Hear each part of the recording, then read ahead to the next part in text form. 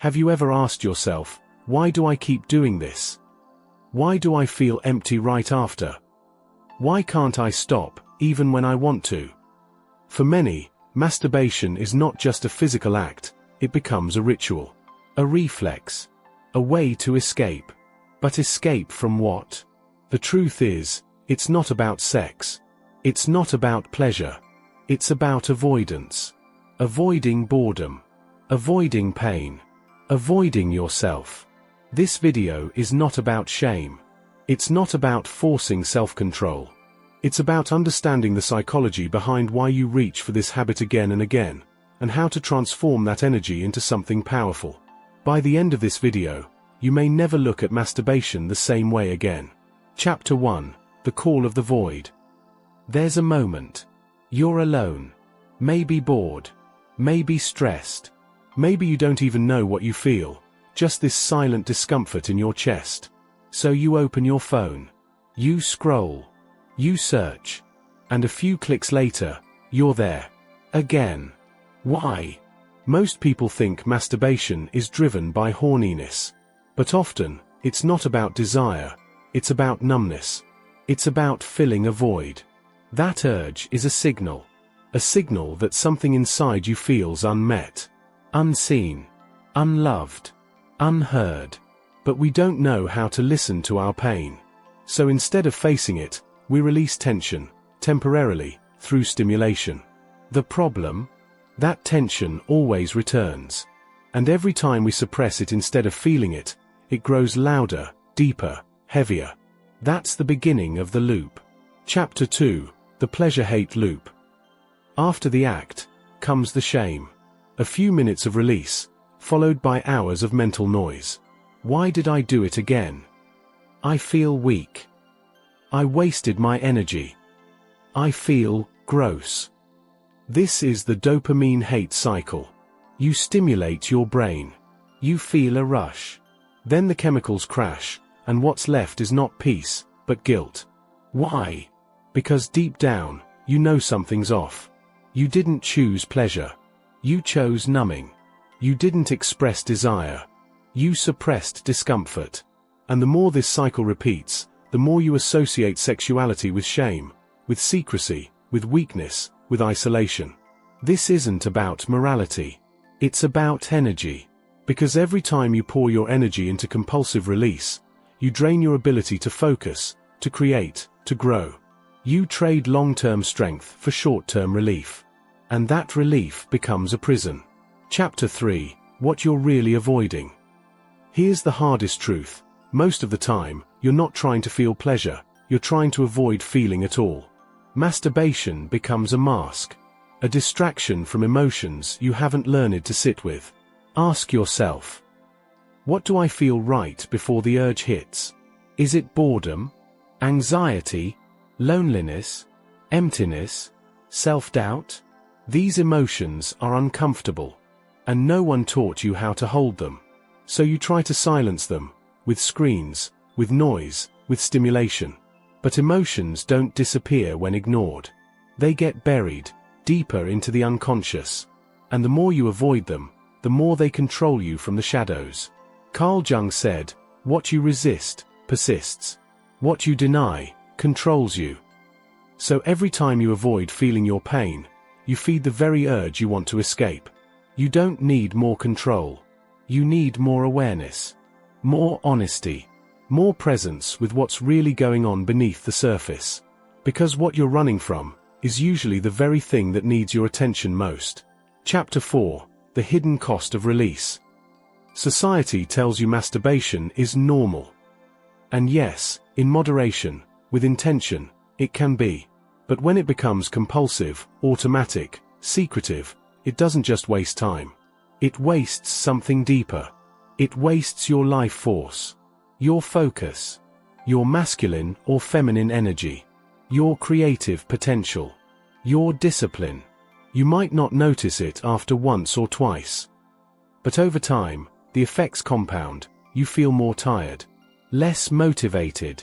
Less connected to others. Less confident in your goals. More trapped in your mind. More ashamed in your body. That's because you're leaking energy, constantly. And when your energy is scattered, so is your mind. You stop building. You stop growing. You just keep coping. There's nothing wrong with desire. But when desire is directed at a screen instead of a meaningful connection, it becomes self-destructive. You weren't designed to waste your energy this way. You were designed to channel it towards something greater than momentary escape. Chapter 5. Your shadow is driving the habit. Carl Jung introduced the idea of the shadow, the parts of ourselves we repress, deny, or fear. When masturbation becomes compulsive, it often isn't driven by your conscious mind. It's driven by the shadow. The wounded parts of you seeking comfort.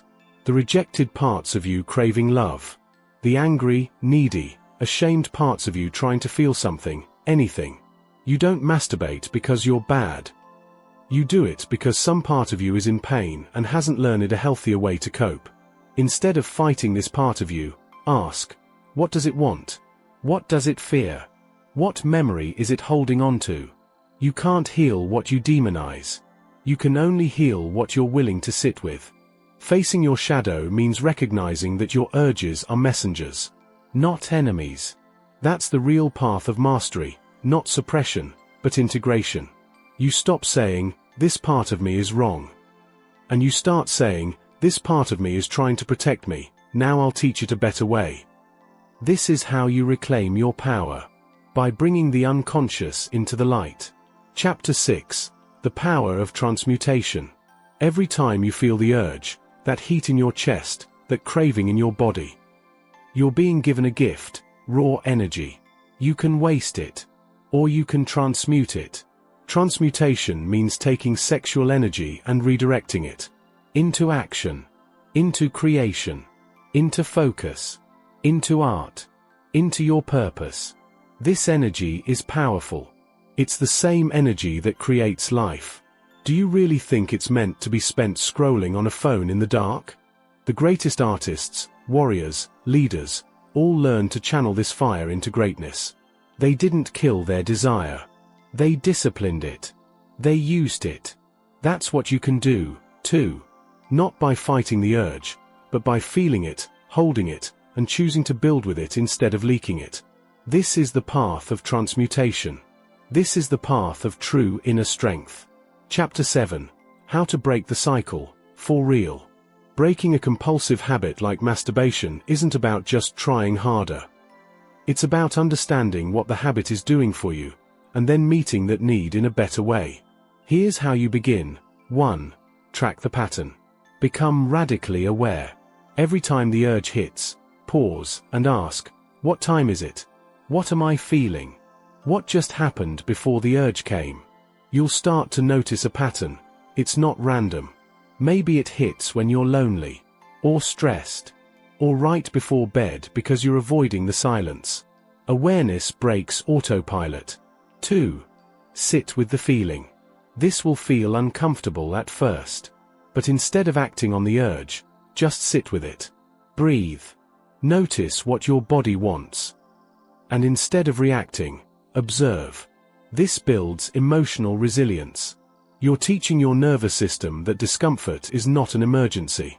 It's just a signal. 3. Write instead of react. Keep a journal nearby. When the urge hits, write what you're feeling. Be raw. Be real. You'll be shocked at what surfaces. Old anger. Unspoken grief. Loneliness you didn't want to admit. Writing it out is a form of alchemy. You're turning confusion into clarity. Urge into understanding. 4. Move your energy. Go outside. Do push-ups. Take a cold shower. Scream into a pillow. Dance like you're possessed.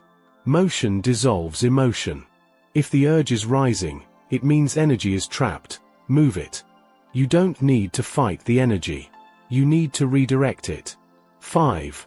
Replace with a ritual. Habits don't die. They get replaced. So build a new ritual. Every time you feel the urge, choose something sacred. Meditate. Create something. Talk to someone real. Channel that energy into your goals, your healing, your body. With time, This becomes your new normal. You're not quitting masturbation. You're quitting escape. You're choosing presence. Chapter 8. What you gain when you stop escaping.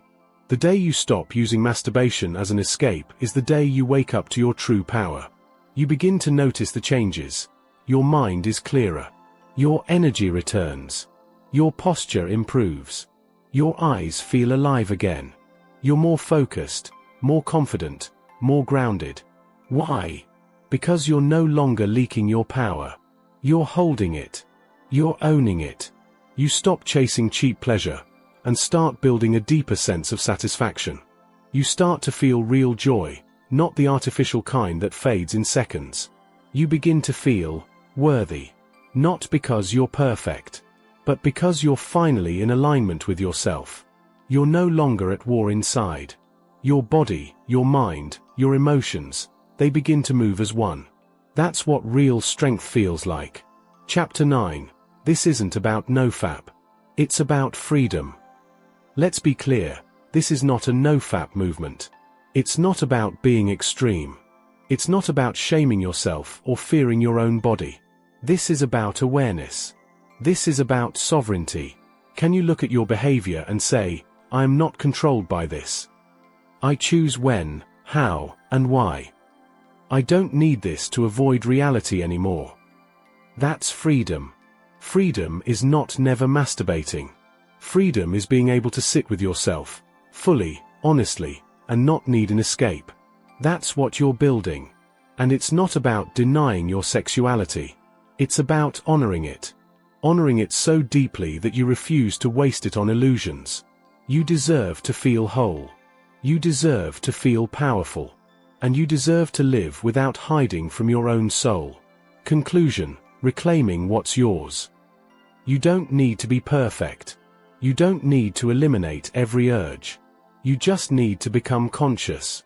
Every time you pause instead of escaping. Every time you choose presence over impulse. Every time you feel instead of numb.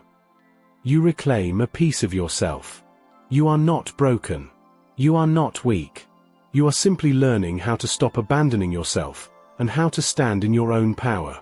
Because this was never about controlling your body. It's about coming home to yourself. If this message resonated with you, share it with someone who might be silently fighting the same battle. Sometimes, the most powerful healing begins with a single conversation. Drop a comment. What have you learned about yourself through this habit?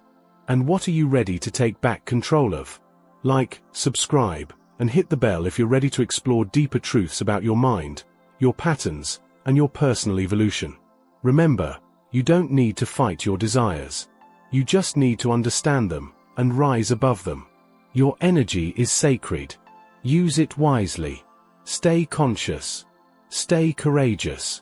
And keep growing.